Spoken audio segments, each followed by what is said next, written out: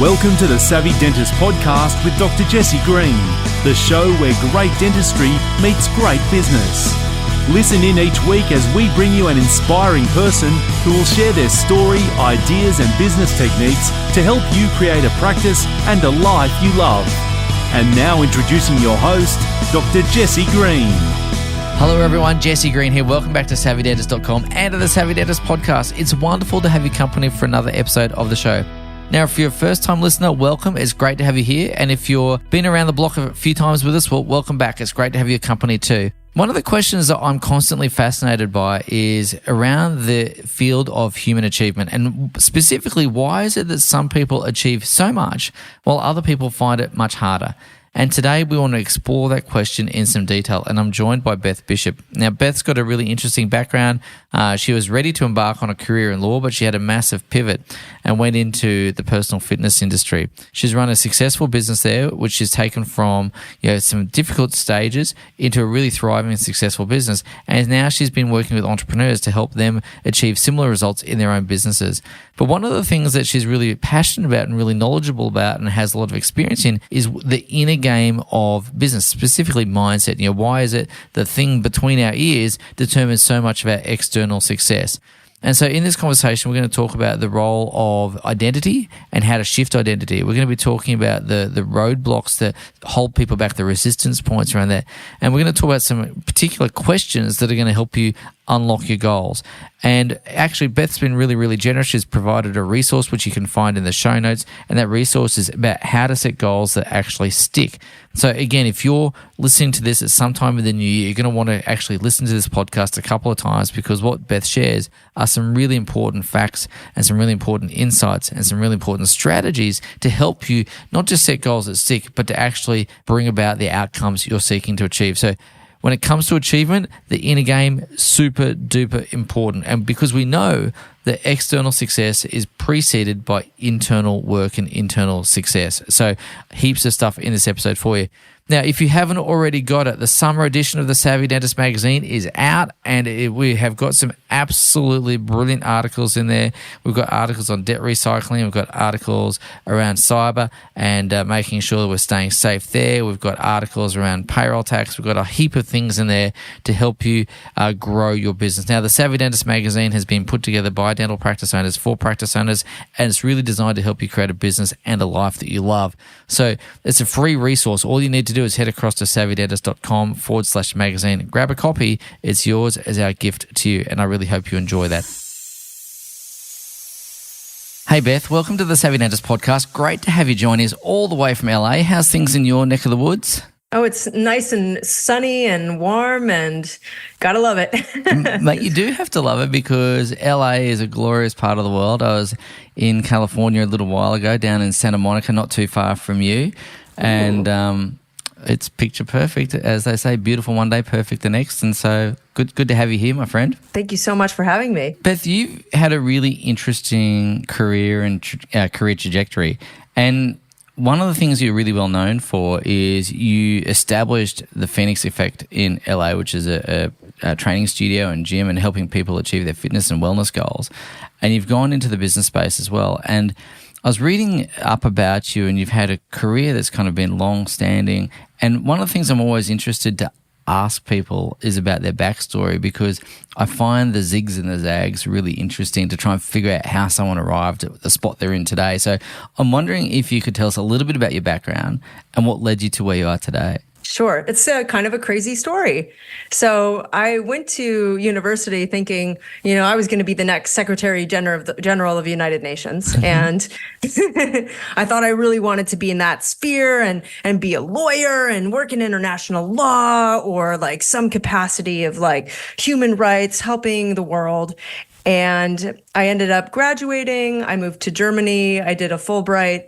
And while I was there, I saw Muhammad Yunus speak. And he was the creator of microfinance. And I was so blown away with like how business could help promote good in the world. And that just touched me so much to my core that when I came back to the States, I got my first job as a project manager for a microfinance corporation. Wow. So that was pretty neat. I was really excited about helping entrepreneurs all over the world with microloans so they could get out of poverty. And I thought that was so cool. But what I didn't really realize is that I've always been an entrepreneur. Always. When I was little, I would create crafts and my parents' friends would come over and I would try to sell them to them. Or I was always thinking of a fun new business idea. But I didn't think that business was, for good. Most of my family is very medical. We actually have a dentist or two. Oh, wow. Okay. Yeah, in the extended family. So lots of love for your podcast. But anyway, so I didn't think that like business was something that you could use as a vehicle for good. And so I saw him speak. I was like, wow, this is it. This is awesome. But I'm an entrepreneur. And I had lunch with a friend who I'd lived with in college, and he had just started at Boston Sports Clubs as a trainer, and he was loving his life. And I was in the middle of taking exams to get into law school, and I wasn't really liking sitting behind a desk and doing paperwork and doing the boring stuff. And so I thought, no, this isn't for me. I'm going to go do fitness. This is what my soul wants. And so then I did that. I decided that I wanted to move to Los Angeles because that's kind of the hot spot of fitness. I wanted to be challenged. I wanted it to be intense. And I wanted to learn and grow as much as I could. And so I got out here, and within 2 years, I opened up the Phoenix Effect. Wow. And that had always been like a bigger dream. So that was really exciting. But, with that comes all the challenges of entrepreneurship. It sure does. And just before we kind of get into those challenges, because I imagine that the challenges that running your type of business are very similar to the challenges that we face running our type of business. But I wanted to ask you about the pivot from law to fitness, because that doesn't seem like an obvious transition, and they're very, very different. And obviously there's the inspiration from Muhammad Yunus and so on. But I'm curious to ask, what was it that kind of made you think, no, law and yes, fitness?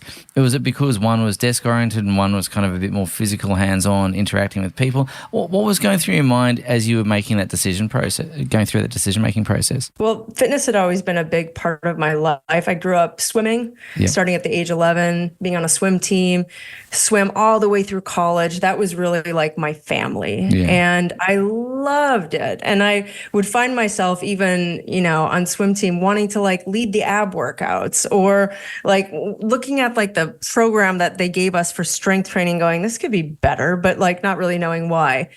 And it's always just been a passion of mine. And I would read lots of articles on, this is how you get this result. And I was just so curious. And so, after college, I lifted weights. I got more into that. And I was like, wow, wait, this is really fun. I really want to do more of this, and I want to help other people do it too, because there's a problem with the fitness industry, because 95% of people in the United States, at least, who begin an exercise program quit within the first 3 months. Wow. Hang on. Let's not just roll past that stat. 95% of people in the United States who start a fitness program quit within the first 3 months. Mm-hmm. Okay, can we just linger on that for a second? Because this is going to speak to human psychology, and I'm really interested in this because it's about results and achievement and so on. Have you got any thoughts or insights as to why that might be the case? Oh, absolutely. Because the fitness industry tells people to white knuckle it and do your push-ups, eat your broccoli, go on willpower, get accountability, get results, push, sweat, be in pain. Yeah. And that's not very appealing to most people. And it's actually not how you get results. Because if at your core, you believe that you can't have what you want, you don't have enough time, you're too old, your genetics limit you, then you're never going to want to stick with something, because everything that you believe impacts what you think. How you think impacts how you feel impacts the actions that you take, and the actions impact your results. Right? So if you're thinking, man, I can't get fit, I don't have enough time, there's no point, right? Your thoughts will impact how you feel. So you're not going to be jazzed up and getting excited to go put on your shoes and hit the gym. It's not going to happen, because you've already decided that it's not possible and it's not for you, right? And everything that you feel will impact your results, your actions, and then your actions will impact your results. That's really fascinating. So if we were to go back to the beliefs part, which is, I guess, the lead domino in that series, I guess where you're going there, and I don't want to kind of presume, but if we're going to change that stat of 95% to something, much more acceptable, I guess the thing is we've got to address the beliefs up front. Is that fair? Yeah, well, there's actually two things that we need to address up front, right? So we have to address our belief system. Yep. And we also have to address our state of being. Yeah. So you have two states of being. You're either regulated with your nervous system, right? We're in our parasympathetic rest and digest system. Yes. Or we are dysregulated, where we're either in our sympathetic fight, flight, or our dorsal vagal freeze systems. And if we are chronically burnt out, stressed, tired, overwhelmed, it doesn't really matter. You're not going to be at your most powerful state. And then you add that to a belief system that doesn't support what you want, makes it very difficult to get results. Wow. Okay. So again, there's a heap of things to unpack here. So we're talking about the state of being, sympathetic, parasympathetic, etc. And then we're talking about belief systems. So before we get on to the state of being, the belief systems, if we've got these beliefs that don't serve us, and you've worked with fitness in the fitness industry forever, and you would have seen this probably day in, day out, and your studio is really well known for getting results, right? I know this because I've done my research and I've looked at all the things happening there. So what did you do differently then to help people adopt a more healthy belief system that would be one of the factors that helped them get on to the better results? What did you do differently? Well, early in my career, I got really curious and I wanted to ask really good questions in the onboarding process. And one of the things that I had people do, and what we still do in our intake, is I had people imagine their dream result, like how it would feel, what it would mean for their lives.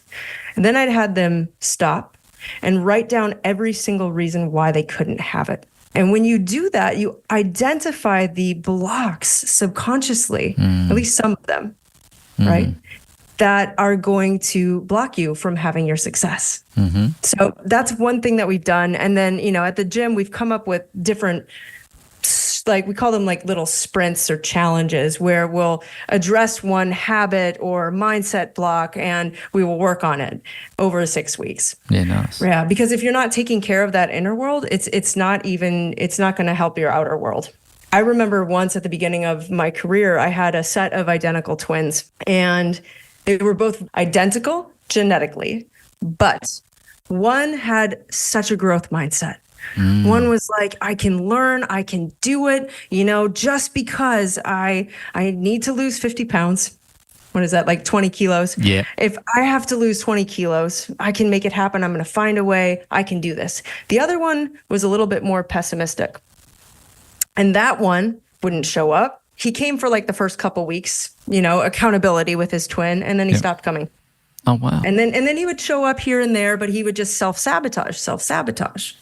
And I really looked at that as like this little mini case study of like, wow, a growth mindset really goes a long way. That is phenomenal. And let's just pivot into the work you're doing now for a second, because I think there's going to be some parallels here, right? So there's going to be a bridge across the divide here into the business world. Now, you've built your systems in your studio, in your gym, which I'll come back and talk to you about in a second. But I just want to talk about the growth mindset versus the fixed mindset in terms of business results as well, because whether we're talking about getting in shape, whether we're talking about getting our business in shape, there's going to be some things that are going to need to be done, and the growth mindset versus fixed mindset is going to play a role.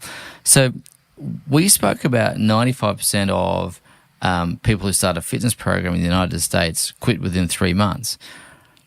I'm interested about any stats you might have about business success, or even not whether people quit, but just achieving what they really want out of business, and whether there's any parallels in the same beliefs and state of being that's happening in the business world as well as in the fitness world. Well, I can talk about the fitness world because I know as a stat, 80% of boutique fitness owners go out of business within the first 3 years. Wow. So that's pretty staggering. And right now, too, boutique fitness is really struggling because only 11% of boutique fitness business owners, are profitable above 20%, which is pretty intense. Wow. So Yeah. So I think a lot of people, at least in my industry, they go in and they really want to help people, but they don't realize, they have to actually learn how to run a business too.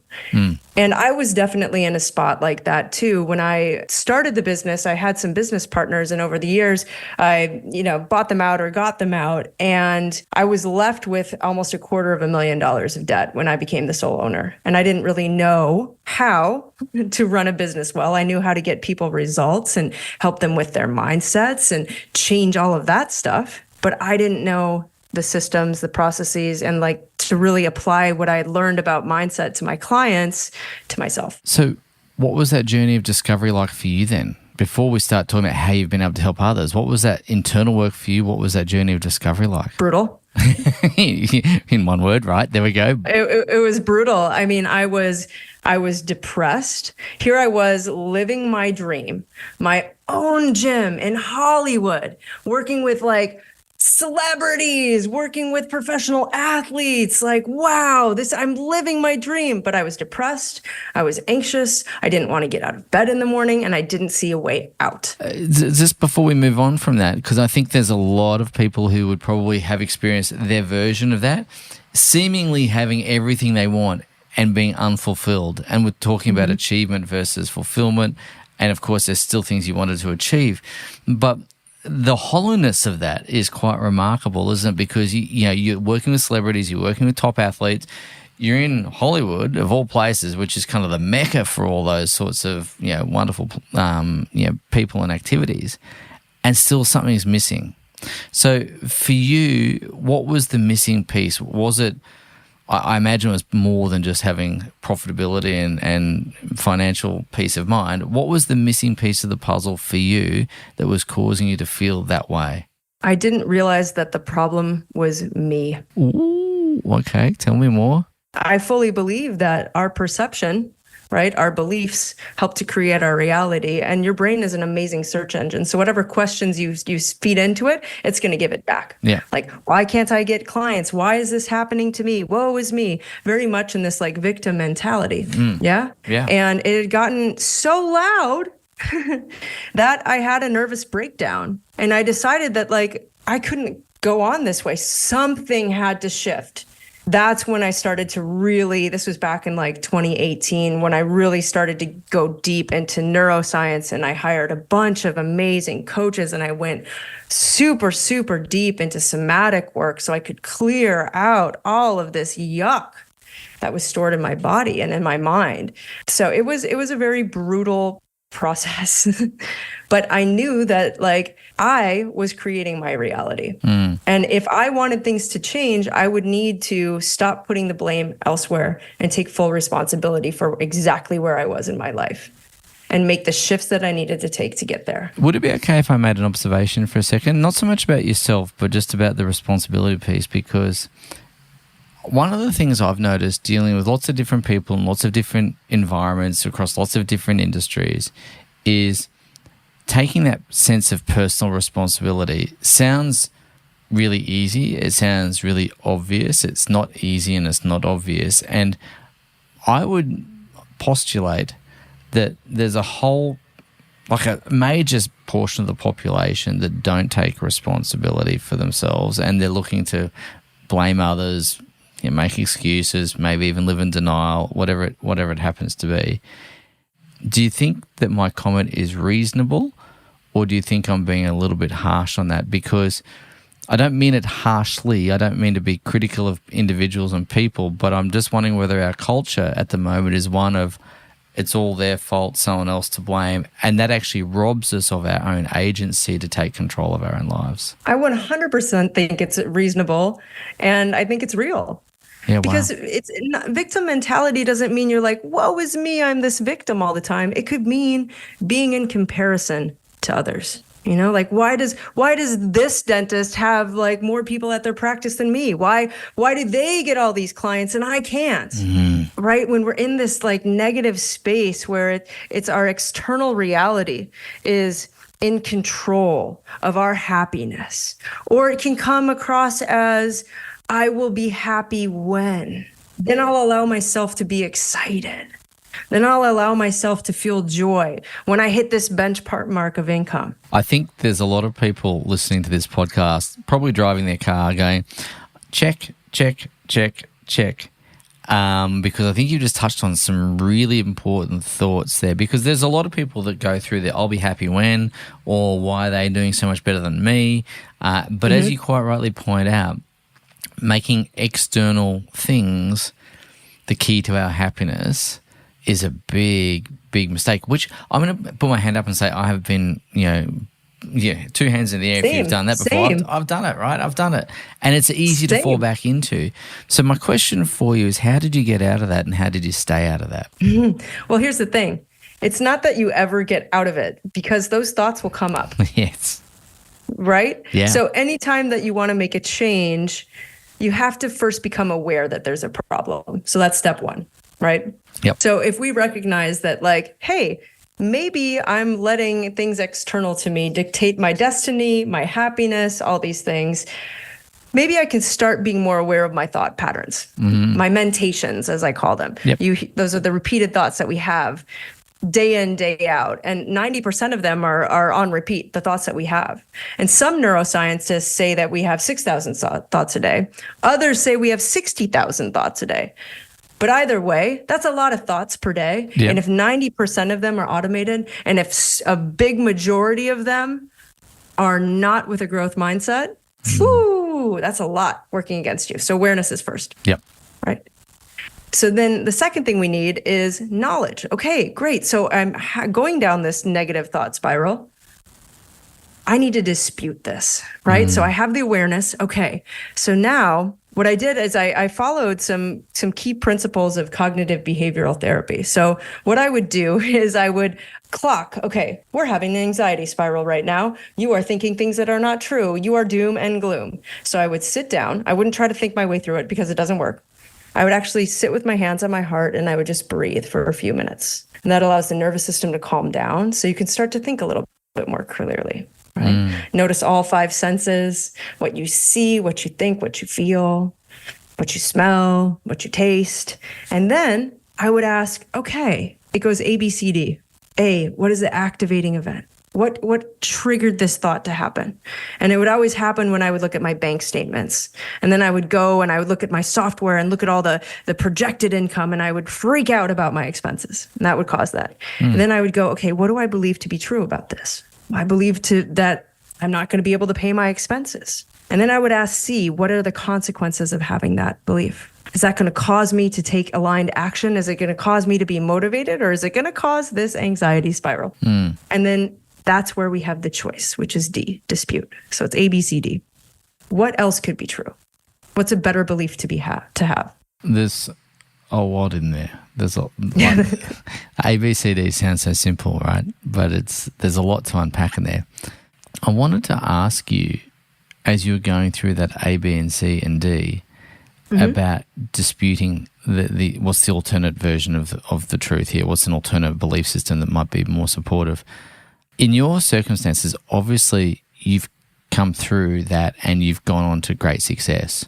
How did you dispute that? I'm just wondering if you can give us an example of what that looked like in real time, just because, again, someone listening to this go, look, Beth, that sounds amazing, but can you just give me an example just so that I can work that through in my mind? Yeah. So if I'm saying like, oh, I don't believe that like new clients will show up, or that my ads will work, or you name it, or I won't get referrals.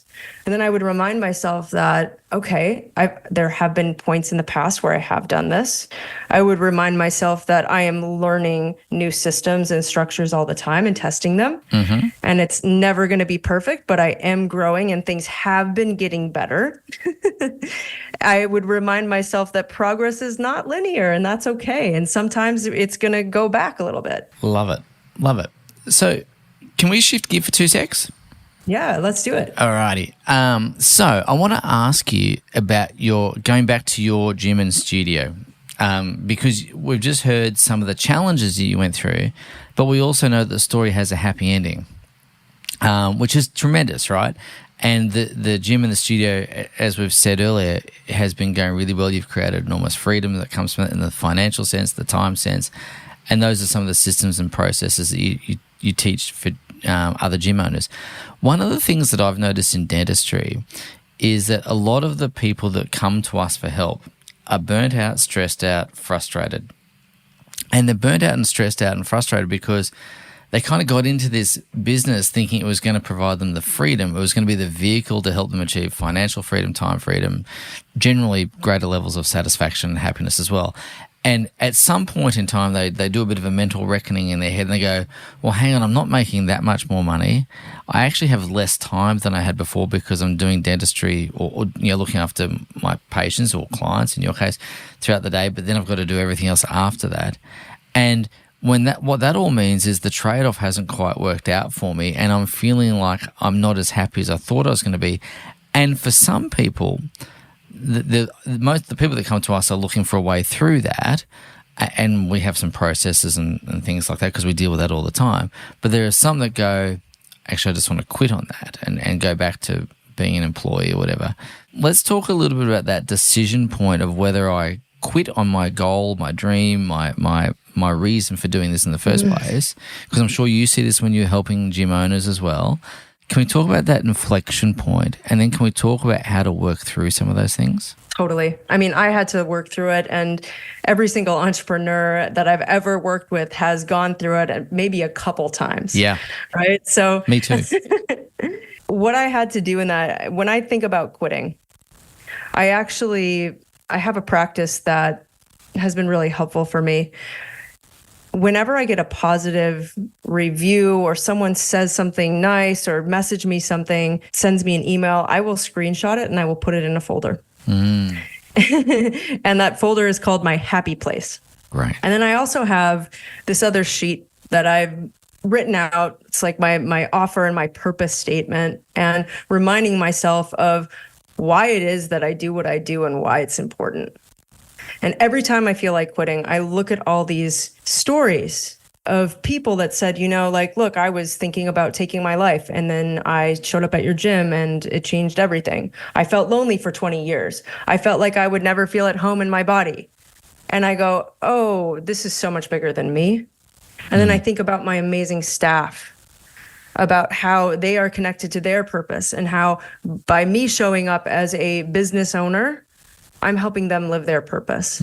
And so it allows me to get out of my own way really, really, really quick, because I fully believe that if you don't feel good in the only home you live in 24 hours a day, 7 days a week, the world is going to miss out on your greatness, right? Because your body is just one life aspect. You have your relationships, your business, you have your family, your friends, your spirituality, all these different areas. And when one life structure gets destabilized, it impacts everything else. So it's my job to, in my fitness facility, to help people unlock that life structure so they can show up, so they can, say no to that toxic relationship, get themselves a promotion, feel confident. And that's what I like to do with entrepreneurs as well. Help them move past that. So let's talk a little bit about moving past that. And as I said, when people come to us, they're often burnt out, stressed out, frustrated. When people come to you, what's the first thing you're looking to understand or even to do for them to help them kind of get sense of where they are and that there is a hope and a future that is more positive than the one they're currently living in? I think at any place that we're at, if you are feeling intense feelings of overwhelmed stress and burnout, we need to take care of that right away, because those emotions are like a fire alarm, right? And the problem is not the fire alarm, okay? It's the fire. Yeah. The fire is all these beliefs and these events that have happened to us that make us feel dissatisfied. So we take a look at that. Yep. Whenever I sit down with someone, we talk about like the good, the bad, like, what do you love about this? And if a genie came to you and could grant you these wishes, what would you want? What would your ideal business and life look like? Because we need to know where we're going first. Yeah. Right? And then we look at the fire alarm and the fire. And we start to distance those intense emotions by I usually have people do a couple balancing exercises just to like get their nervous systems to calm down a little bit, because you can't think clearly when you're anxious. No. Ever tried to think your way out of a panic attack? Actually, yes, and it was spectacularly unsuccessful. Yeah. So, I mean, to answer your question, like really, like if someone's coming to me with like an acute emotion, we're going to do some somatic work to like calm ourselves down first and foremost. And then we can go into, I like to start at a higher level, deeper visioning. Why is this important to you? Because that's going to be the fuel that keeps you going through the really, really hard stuff, right? Because if you are not in your business for a deeper purpose and you're just in it to like make money, it's going to be really hard to move through those rough times. 100%. And, you know, I know that there's a lot of people that are driven by money for one reason or another. And I understand that's an important consideration. But I think you're right. I think that if it's just for the money, then it becomes pretty hollow pretty quickly, because as soon as those financial needs, even the most basic needs, are met, then it becomes hard to drag yourself through the inevitable tough times that come. Can we talk a little bit about mindset around why some people achieve results and others don't? Because, again, I imagine there's crossover in the fitness world. We spoke about growth mindset and fixed mindset with the twins before and the results that they achieved. But one of the things I'm interested in, you know, for us in the work that we do, and I'm sure it's the same in the work that you do with the people you work with as well, is I'm always curious to understand how we can have clients that work with us and getting the same resources, the same support, the same accountability, the same everything, and yet the magnitude of results could be remarkably different. And I'm curious to understand your thoughts about the role of mindset in that, the role of the individual in that, because if it's like those twins, right? They've had the same genetics, the same upbringing, the same diet, the same this, the same that. Why does one grow and flourish more than the other? I'm curious to understand that from a business point of view with different clients that you've worked with, and certainly I've got a few things to ponder on that as well. Absolutely. Well, I think subconscious resistance is a big factor. What do you mean by subconscious resistance? Because I think I understand intellectually, but just so I'm using the same language as you move forward, could you just explain that a little? Sure. So we use our conscious minds to set goals. Yep. And our unconscious minds work 24 hours a day, 7 days a week, filtering out information for us. You have something in your basal ganglia called your reticular activating system. And it filters out, based on your beliefs and based on what you're focusing on, information. Yes. Which I think is really interesting. So if you ever buy a car, then all of a sudden you see that same car everywhere and you're like, wow, it's not that there's more of those cars, it's just your RAS working. Yep. And so if your subconscious is working on the reasons why you think you can't have it, and why you're not good enough and why you're not worthy of the goal, but your conscious mind is like, I want this thing, it's going to cause some resistance. And resistance can also be too that there's a consequence of having that goal. Because sometimes, like for example, when I was working on one of my goals, like a few years ago, I decided to stop personal training. And I couldn't really I was like, I want to go 100% full on with my business coaching because I want to help entrepreneurs.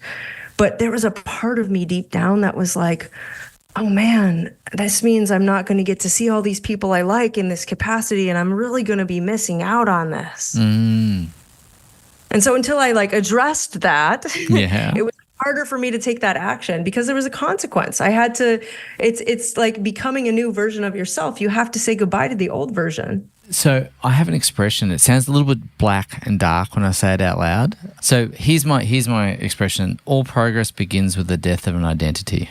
Oh, love. In the world that I work in, and I'm sure this is similar to the world that you work in, is to make progress, you've got to adopt a new identity, right? So for us, a lot of the dentists that we work with, their identity is all around being a dentist. I'm good with teeth. I can make smiles look beautiful. I can repair this, fix that, and so on, right?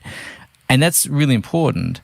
but their identity is not yet around business ownership. And so they've got to be able to make that shift and to start seeing themselves as a business owner first, who happens to be a dentist, rather than being a dentist who happens to own a business. And my experience is that when they make that shift, when that switch flicks over, progress comes pretty quickly.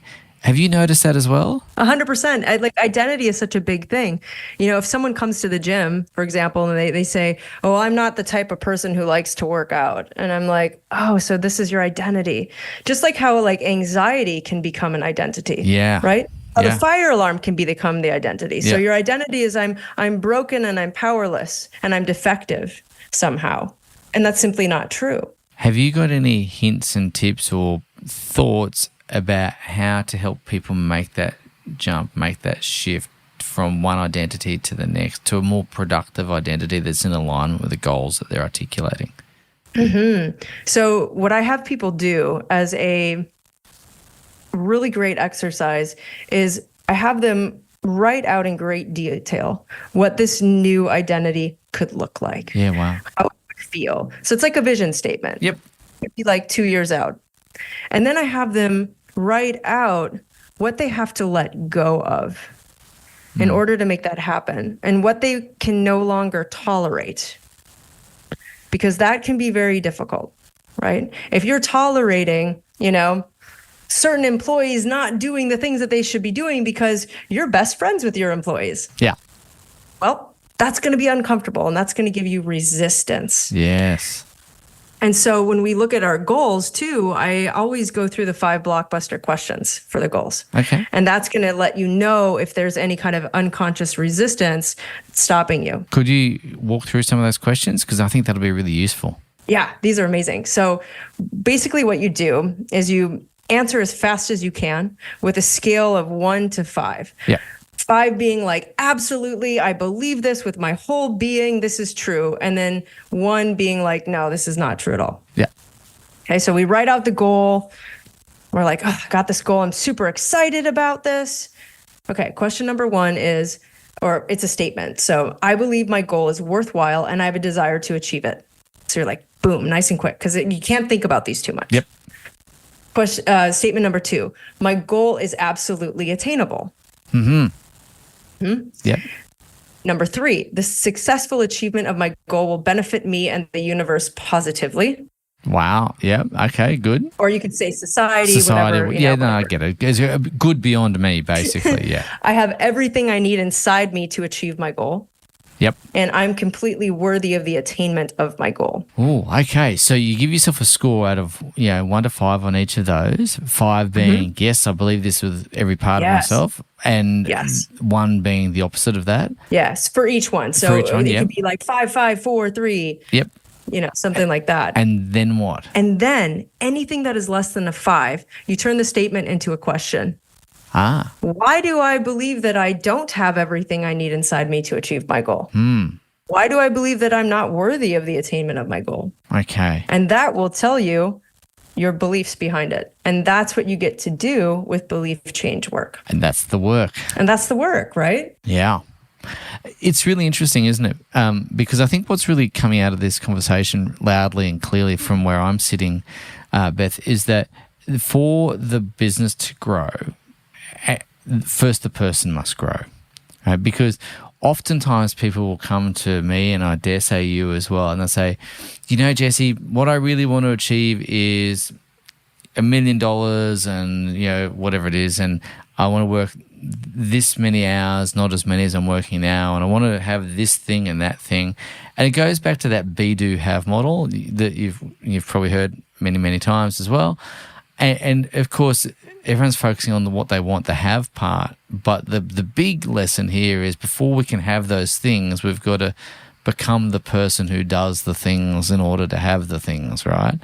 Mm-hmm. So that internal work is really important. So, ladies and gents, if you're listening to this, the internal work is where the magic is, and the internal work is often the tricky work, but it's the work that is really important, and it's going to be the first domino that needs to fall over in order to achieve your goals. So we've spoken about why some people achieve more than others, and you're coming back to beliefs and whatnot, it's not necessarily the support, it's not the resources, it's not the tools, it's not this, it's all that internal stuff. When you've seen people make that switch, what's that look like in your experience? When they decide that they can have it, they can do it. Yeah, when those fives line up. Ooh, when people are in alignment, their consciousness shifts. So it shifts from the life is happening to me, then it's happening by me. And in some cases, I see it, life is happening through me. Ooh. And that's where it gets really cool. Where people I've noticed people start to tune less into the energy of need and want. Like, I need this, I need to pay this bill, I want this, to the energy of desire. And when desire happens, that's when people start to get even more curious. That's when innovation starts to happen. That's where we see exciting shifts, where we go beyond what we maybe thought that we could do, and our consciousness expands, our impact expands, and it becomes easier to get what we want. And not only does it become easier because there's less resistance, it becomes more fun and we enjoy the journey. And that, I think, is the really cool thing when you see that shift. Wow. But could you just tell me what you mean by working through me? Sure. Rather than by me? Yeah. So, at the first level of consciousness, we have like victim. Then we have manifestor. I realize I make life happen. Life isn't happening to me. And then you get to this channeler consciousness. And it's kind of hard to describe, but have you ever just gone to bed being like, I don't really know what I'm going to do about this problem? And then you wake up and you sit down at your computer and all of a sudden you got a million ideas. Yeah. Yeah, I have. That's what I'm talking about. So what are we tapping into there? I believe that we're tapping into kind of like a universal consciousness. Yeah. I mean, but maybe that's a little LA, but I think maybe too, when we just decide that like we can have what we want and we just allow, it could be too that it's just all the amazing things that have been in our brain are finally synthesizing and we've decided that it's safe for it to come out. So then it just comes out. That's a spiritual answer. Well, I'm okay with the spiritual answer and the less spiritual answer because it doesn't really matter as long as the outcome is the same, True. Right? We get there how we get there. But I think there's something really important there because I know that there's a lot of practice owners listening to this podcast who feel stuck. Yeah. And they're sitting there kind of feeling like they got to grind it out. And it is a grind. And so rather than grinding, we want them to be in a state of flow. We want it to have an ease and a grace about it rather than feeling like I don't want to do the push-ups. I don't want to do the workout. I'm not the sort of person who does the workout, so doing it is not fun anymore. And so one of the things I wanted to talk about is how to make business fun again because I think business should be fun. We spend a lot of time, right, doing this. So I wanted to ask you a little bit how you see fun being factored into running a business of any description. What do you think about that? How does it get done? Any particular insights or thoughts that you could share? Yeah, well, they should definitely. There was a guy who grew up in my hometown. He's got a great TikTok and Instagram called The Braces Guy. He is the epitome of fun in a dental and orthodontic practice, let me tell you. And it's kind of funny because I feel like me and him operate our businesses very similarly. I will ask in my staff meetings, what would be fun for next month? Yeah. And I get up in the morning and I envision, whatever next goal I'm working on, I envision myself as that person, the be do have. And I run myself through this upcoming day and I sit in my bed and I get so excited about this current day, because I know that each day is like, it's in a way that I can get 1% better and I can get 1% closer to that goal. And I think about the joy and the fun and the connection. And I try to be as curious as I can. And I think curiosity is going to be one of those things that is really important for people when they're feeling really stuck, right? So when we go from like inquiry versus judgment, things are very different. When we're talking, so this is going to sound like I'm breaking the flow of the conversation here, but there's a reason I'm bringing this up. I shared with you at the beginning of the podcast that when I interview people and talk to people, I try not to do 20 questions because I feel like it just feels a bit stilted. But I'm making notes as we go about particular words. And as we've been talking, there's really one word that I've written down and circled and underlined a few times, and that was the word curious, because it's a word that's come up about 5 times in our conversation so far. And you've just articulated the role of being open and curious rather than judgmental. So just as one final thought process, because it's come up so many times now, I can't let the conversation finish without me asking you about the value of curiosity in life, business, or anything else. Yeah, well, being curious allows for so many amazing things. It allows for deeper connection. It allows for listening on a deeper level. When I go into a conversation with someone, I'm curious instead of like assuming what they already think about something or whatever, because that creates conflict, right? If I stay open, I can learn new things. And when I'm learning, I get excited. I'm always trying to learn something. So, one thing that helps me stay not stuck is I try to take some kind of simple online course, or I read a book, or do something that is outside of my like fitness and business space to unlock my mind a little bit. But curiosity is just so incredible and so important, because when you can stop judging yourself and when you can get curious about a problem, like, oh, that's so interesting. I had to like really practice this summer when the strikes were happening in Hollywood. The writers were on strike, the actors were on strike, and the entire entertainment industry shut down. And we lost close to 40% of our membership. Oh, wow. Right? And I felt myself going back into that victim mentality. Like, why is this happening? I just went through COVID. I'm burnt out and I'm tired. And then I had to be like, oh, I wonder why I'm going into this old mindset. That's very interesting, Beth. And like, oh, I wonder what I could do. What could be another way that I could get clients that's different than before? What could I learn? Who could I talk to? Love it. And that is powerful. Yeah. That is actually, I think, what I think you've just shared there, Beth, is perhaps one of the real gold nuggets of our conversation, and there have been plenty of gold nuggets in this conversation, but I think if people were just to listen to that, because every time they find themselves experiencing a feeling or going down a particular thought process or whatever it is, just having that consciousness and awareness to stop and go, well, hang on a second, why am I feeling this, and what's a more productive way of being? As you say, that curiosity is really key. So again, I just wanted to say thank you for sharing that, because just throughout this conversation alone, that theme has come up quite a few times. And as I said, when I record podcasts, I'm not a massive note taker. I'm just trying to listen to the conversation. But I did write down the word curious and circle it, and I went, I've got to come back to that. So thank you. Hey, Beth, we have covered a lot of material today. We've kind of been up and down. I like to say uphill and down dale, and I've got a couple of regular listeners to the podcast who tease me about that, because when I talk to them at the end of the conversation, they'll always say to me, Jesse, we've been uphill and down dale, because it's apparently one of those turns of phrase I use quite a lot, but we really have been uphill and down dale. And I want to say thank you to you, Beth, for sharing not just your knowledge, but your experience, and you're really generously opening up yourself for those questions, because some of those questions that I've asked you require a degree of vulnerability and sharing. And I want to say thank you for being willing to do that with me. There'll be a group of people on this podcast that will want to reach out and touch base with you. What's the best way for them to find you, to talk to you, to see what you do? I would love to hear from anybody who resonated with this and just their thoughts. So feel free to just send me a message on Instagram directly. Okay. It's THEE Beth Bishop. The Beth Bishop. Yeah. And if you want to check out the gym, it's phoenixeffectla.com. Perfect. Beth, from all of us here at Savvy Dentist, I want to take a moment to say thank you.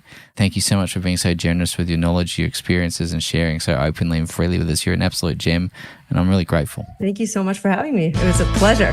Thank you for listening to the Savvy Dentist podcast. For more episodes, go to drjessegreen.com/savvydentist. And to discover how to build a high-performance dental practice, visit drjessegreen.com and download the free report.